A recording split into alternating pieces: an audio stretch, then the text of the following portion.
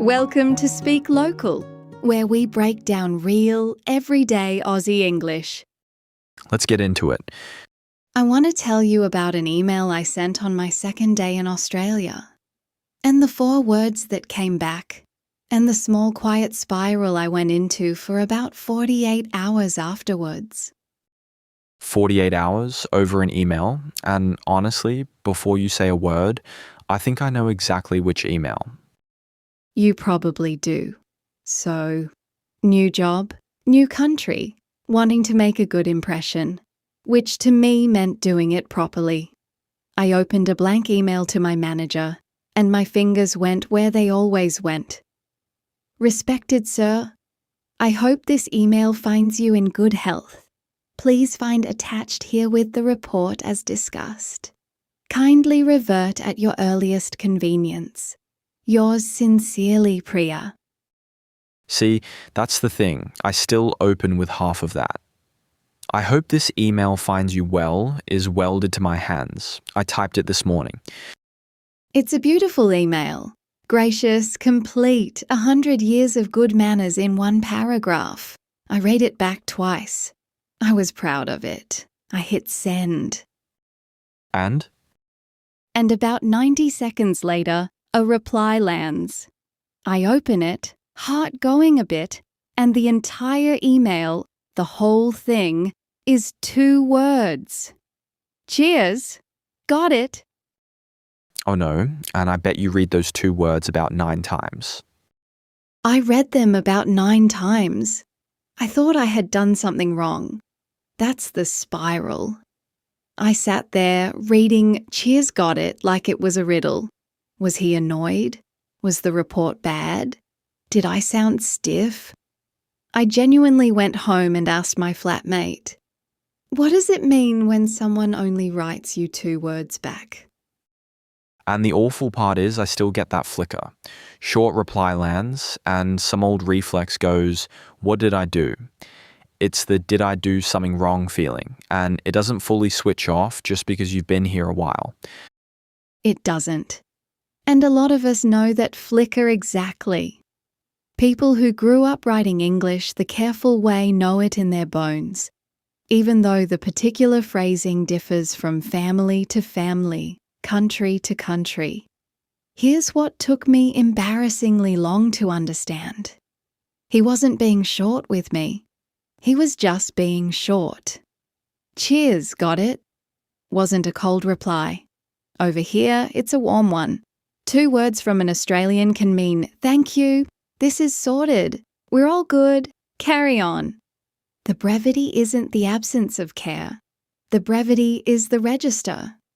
I'd written him a letter, and he'd written me the truth of how the room actually talks. And quick thing before anyone panics, this isn't an accent class, right? Because that's where my head goes. It is not. Nobody's asking you to change how you sound. I still sound like me. Arjun still sounds like Arjun. And neither of us is sanding that off. We're just learning when to say, let me know, instead of kindly revert. That's register, not accent. Keep your voice. It's yours. Welcome to Reading the Room. Today we're doing the work email, the inbox, the Slack, the Teams chat, the place where, fair or not, you get judged every day. Okay, before the email stuff, say the frame. New viewers need it, and honestly, I need to hear it again because I'm living it. The frame is this. You are not a beginner who writes too formal.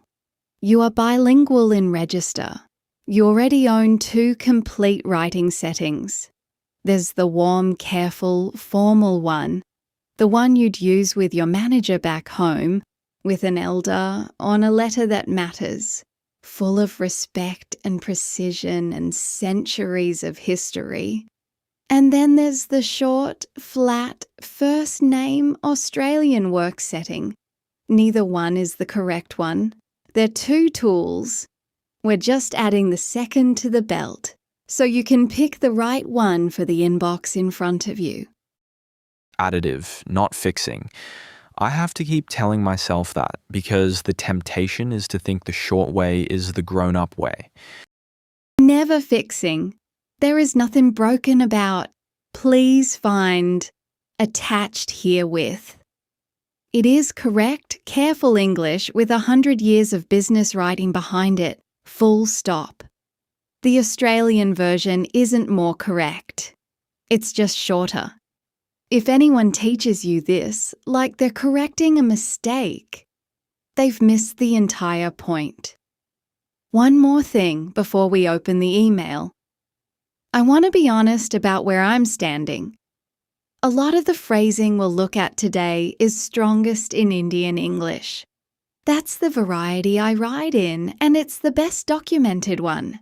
If you grew up writing English somewhere else in South Asia, your exact phrases might differ, and that's the point. It's not one big we, but the register gap. That jolt between the careful way you were taught and the flat Australian inbox. A lot of us share that, whatever our version sounds like. That's me to a T. My respected sir isn't identical to yours, but the gap is the same gap. Exactly. And here's why email is the perfect place to do this work. Email is where you're judged when you're not in the room. Your manager can't hear your tone or see you nod, and all they've got is the words on the screen. So the inbox is where a tiny register gap does the most quiet damage, and where closing it changes how seriously you get taken without changing one thing about who you are. Right, let's open the email. Salutation first. Respected sir. This is the one my hand physically resists. Even now, typing hi plus a first name to someone senior. I feel like I've forgotten my manners. Right, so back home. Respected sir. Respected madam. Dear sir, is the warm, correct, respectful way to open. It comes from real reverence, for hierarchy, for age, for someone's position. You are showing the person you see there standing, and that is a kind of care. And here you'd write, Here you open with hi and their first name. Hi, Dave. Even if Dave runs the entire company. Even if you've never met Dave, the CEO is Dave. And the first time you type hi, Dave to the head of the organisation, your whole arm resists. Arjun's nodding because he knows. my whole arm. I drafted one to a director last week and sat on it for a full minute before I sent hi and his first name. Felt like I'd skipped a bow. And here's the thing to honour on both sides. Because this isn't disrespect over here. It's a stubborn, flat-ground egalitarian street. The idea that nobody's meant to sit above anyone else. They call it tall poppy. So hi Dave is doing the exact social work your respected sir did. Same respect. Different compass.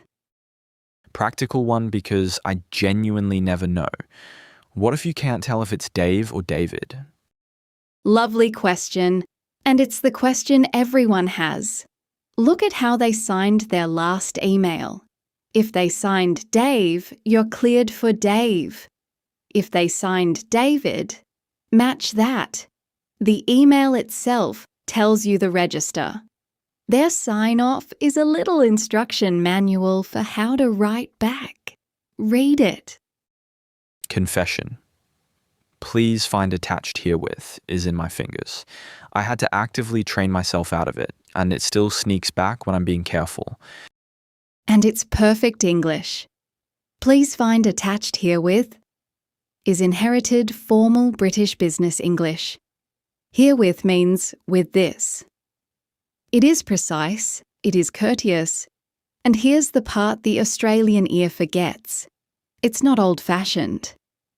It's standard right now across a huge part of the world. It just reads as ceremonial over here. It does sound very formal to the local ear though. To an Australian ear, Yes. It reads as legal, almost ceremonial, like the document came with a wax seal. So the local version strips the ceremony right off. You'd write, either attach the report, or, even shorter, here's the report, or reports attached. Let me know what you think. Same information. A fraction of the words. Reports attached. That's so short it still feels almost curt to me. I'd want to add a sentence to soften it. It feels curt to you right now, and that feeling is the whole episode. Hold on to it, because we're going to take it apart. The Aussie desk reads, here's the report. Let me know, as friendly and efficient, not cold. The brevity is the house style. Keep please find attached herewith for the formal letter, the legal context, where the ceremony is the point. Swap in, here's the report for the Monday inbox. Both of them are you. Okay, kindly revert. I write this constantly, and I only found out a year ago that it lands differently here. And here's why it's such a good one. Please revert means please reply, get back to me. In Indian English, revert simply means reply. Elegant, compact. One word for send your response. A complete, polite sentence. The catch is what revert does to an Australian, right? Because nobody warned me. Right. And this is the genuine mismatch, not an error. In Australian, British, American English, revert means to go back to a previous version, to undo. So an Aussie reads, please revert, and thinks, revert to what? Did I break something? It's not that your word is wrong. It's that the same word grew two different meanings in two different places. So what do you write instead? Asking for me, genuinely. At the Aussie desk, let me know, or get back to me when you can. And drop at the earliest. Say when you get a chance, or, if it's actually urgent, by Thursday if possible. Australians read pressure into at the earliest. A specific day is friendlier than urgently. I'll send the same. I didn't even know this was a regional thing until a colleague gently asked me the same what. I was mortified, then a bit defensive because it's precise. It is precise. There's a real logic there. The same used as a pronoun. I'll send the same. Please confirm the same. Is formal, legalistic English. It comes from contracts, from official correspondence, where the same points crisply back to the thing already named, so there's zero ambiguity. It is genuinely careful writing. It's just precise in a way that sounds like a court document to the Aussie ear.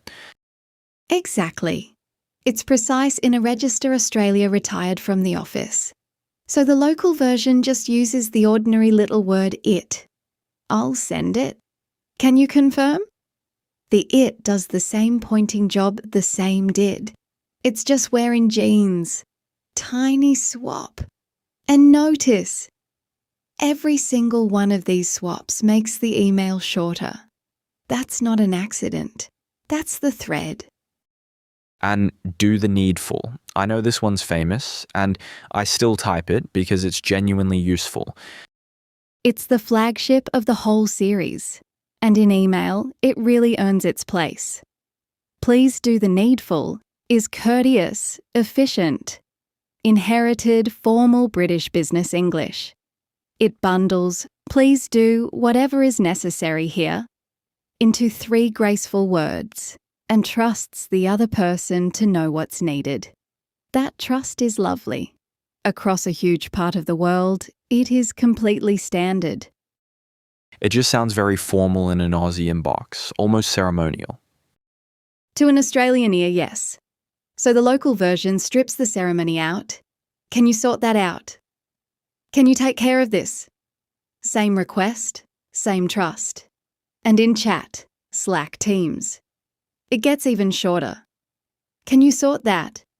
Or just mind sorting that out? The line I will die on stays the same. Keep do the needful for the family WhatsApp, for the contexts where the formality is the warmth. Swap in, can you sort that out at the Aussie desk? Both of them are you. Oh, I have a doubt. I said this in a work chat last month and got a slightly confused emoji back, and I couldn't work out what I'd done. And nothing was wrong. That's the point. And honestly, nobody's ever actually been in trouble for this. I have a doubt means I have a question. It's especially common in academic settings. You have a doubt about the material, you raise it, the teacher clears it.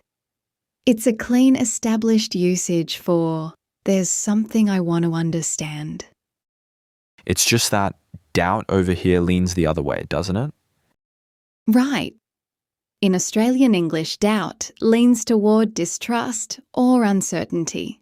So if you write, I have a doubt about the slide, an Aussie might read it as, I don't trust this slide, when all you meant was, I've got a question about it. Total mismatch, zero fault. At the Aussie desk, I've got a quick question, or can I check something? In chat, people literally just write, quick Q, and go. Okay, and the sign off, because your whole spiral started with the sign off, and mine still wobble. I default to kind regards and feel like cheers is a step I haven't earned. My whole spiral started with a sign off. Cheers, got it. So let's diffuse it forever. Back home, you'd close with yours sincerely, warm regards, thanking you. Full, respectful closings that show care. Completely correct. Over here, the workhorse sign-off is one word. Cheers. And it's load-bearing, isn't it? It's not just bye.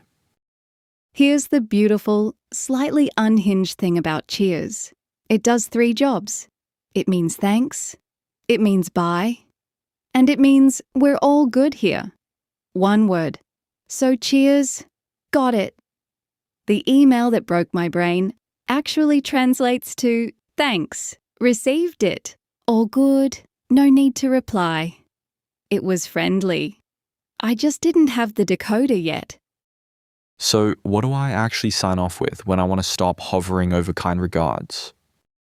Cheers is your safe default for almost everything. Thanks heaps, or thanks so much, if you're genuinely grateful. No worries if someone thanked you. It means you're welcome, no trouble. And here's the deepest thing about the Aussie email, the thing under all 7 of these swaps. At the Australian desk, short is how respect gets signalled. It's not that your full, careful email was rude. It's that here, a short email says, I value your time. I won't make you wade through ceremony to find the one thing I need. When my manager wrote me 2 words, that's what he was doing. Being considerate in the local dialect. Your full version says the same thing a different way. The brevity was his warmth. Your care is yours. Okay, but it can't all run one direction. Us adjusting every time. What do we get to bring? You get the best word in the language, and Australia's been missing it the whole time. Picture the email you write 50 times a year. You need to move a meeting earlier, not later, earlier. What do you write? Can we bring the meeting forward? Can we move it up? Can we shift it earlier? 3 or 4 words every single time. I've typed, can we bring that forward, probably 1,000 times and never once noticed it was a workaround. 3 or 4 words every time, because English never built the single word for it. You can postpone a meeting, push it later. One clean word, everyone knows it. But postpone has no twin. There is no everyday word for pulling it earlier, except in Indian English there is. Prepone. Prepone. Pre instead of post. The obvious, elegant mirror of postpone, sitting in Indian English doing its job for decades while the rest of the English-speaking world wrote. Can we bring that forward for the 10,000th time? So when you type, "Can we prepone Thursday's meeting?" that is not broken English reaching up. That is English that was ahead. I've genuinely started typing it. Can we prepone the stand-up? 3 people in my team wrote it down on the spot, and now they all use it. And that's the flip I want you to feel. When I arrived, I thought my writing was the thing I had to apologize for. The respected sir, the herewith, the doubt. I treated every email like it might give me away. It turns out the thing I was apologizing for wasn't a problem at all. And I was carrying a word the whole office needed and didn't have. The fault was never in how I wrote. You arrive carrying assets, not deficits. You're a contributor to the language, not a supplicant to it. So put prepone in an email this week like it was always yours. Because it was. Respect runs both ways. And prepone is the proof. I'm putting it in my next stand-up invite. Watch me. Right, but here's my real problem. I can write the perfect short email now and still not understand what comes back. Help us read the inbox. Yes, this is the other half. And it's the half that catches everyone. Because you can write beautifully and still be unable to decode the 2-word reply that lands. So, the Australian email decoder. Simon, you're the specimen. I accept my role. Number 1, the directness. Australians don't soften a request with ceremony. They make it small and casual instead. Can you flick that over? Chuck us the report when you get a sec. Flick, chuck, shoot. They all just mean send. It sounds breezy, almost careless. It is not careless. It's the warmth being the casualness. Flick it over is, I'll admit, a genuinely lovely phrase. I say it without thinking. It is. And the key decode, when an Aussie email is short and casual, that is not coldness, and it is not anger. A 3-line reply with no dear and no sincerely is a completely normal, friendly, respectful email here. If you catch yourself thinking, why are they being so curt with me? 99 times out of 100 they're not. That's just the register. That's the one I have to repeat to myself in real time. Short reply, no anger. Short reply, no anger. Number 2. And we have to say it again because it's the load-bearing one. Cheers. You'll see it as a sign-off at the bottom. Cheers, Dave. And you'll see it mid-email as a thank you. Cheers for sorting that. Same word, 2 jobs. If it's at the end, it means bye, thanks, all good. If it's in the body, it means thanks. It never means anyone's raising a glass. Although sometimes we also are. Sometimes Simon also is. But in the inbox, cheers is just the friendliest full stop in the language. When you get a cheers got it, you are not in trouble. You did it right. What about when I say sorry and they just go, no worries? I never know if that's real. It's real. Not why worries is the national catchphrase. It's fine, don't stress, you're welcome, all good. If you apologise and someone replies, no worries, mate, you're completely forgiven. In fact, they'd rather you hadn't apologised at all. All good is the same. And the famous one, yeah, nah, means no, gently. Nah, yeah, means yes, gently. In an email, it softens a decline so it doesn't sting. listen for the second word.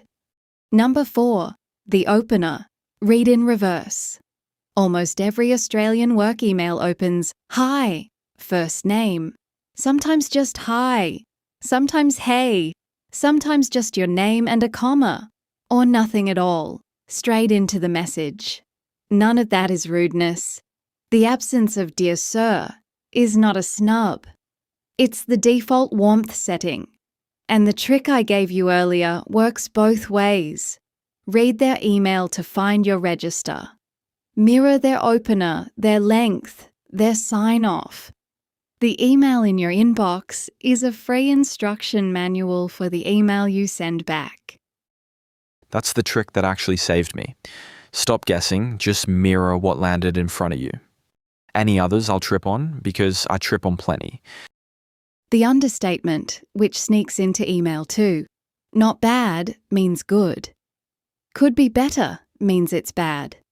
I wouldn't say no means yes, please. No dramas means completely fine. And give us a yell or give us a buzz means contact me. Call or message, not literally yell. The feeling in an Aussie email is always a size or two bigger than the words. It's true. When I write, "Yeah, not bad," I might genuinely be thrilled. I'm just constitutionally unable to type it. That's the decode in one line. The feeling is always a size bigger than the words. Okay, land it for me. Recap. And I'm taking notes because I need this. Here's where we've been, top to bottom of one email. Respected Sir becomes, "Hi, Dave." Yes, even Dave. Please find attached herewith becomes, "Here's the report." Kindly revert at the earliest becomes, "Let me know when you get a chance." I'll send the same becomes, "I'll send it." Kindly do the needful becomes, "Can you sort that out?" I have a doubt becomes, "I've got a quick question." And you sign it, "Cheers." To read the inbox back, flick it over means send it. No worries means it's fine. Yeah, nah is a soft no. And a short reply is not a cold one. And Prepone.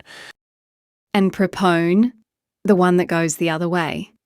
Here's the thing I wish someone had told me on day 2, before the 48-hour spiral. When that email came back 2 words long, I thought I'd done something wrong. I hadn't. I just brought a letter to a place that writes postcards. And a postcard isn't a worse thing than a letter, it's a different thing, for a different room. You are not too formal. You are not broken. You are already bilingual in register. You've just been keeping one of your settings a secret. Keep every phrase you came with. Add the short ones for the Australian desk. And remember the line under all of it. At the Australian desk, short isn't rude. Short is how they signal the respect. And your careful way signals it too. And I'm using Prepone in my next email. Watch me. And so am I, apparently. You've both converted me. I'm holding you both to it. If this helped, there's a whole season of it. The one on time and leave where Prepone first lands, and the one on small talk and the genuine terror of, "How you going?" Subscribe and I'll see you next time. Cheers. See, he's got it. That meant bye and thanks, and we're good. All 3. I've been here long enough to mean all 3. Cheers, everyone. Cheers. Thanks so much for learning with us today. If it helped, give us a subscribe. And the next lesson's ready when you are. This has been Speak Local, real, everyday Aussie English. See you next time. Catch ya.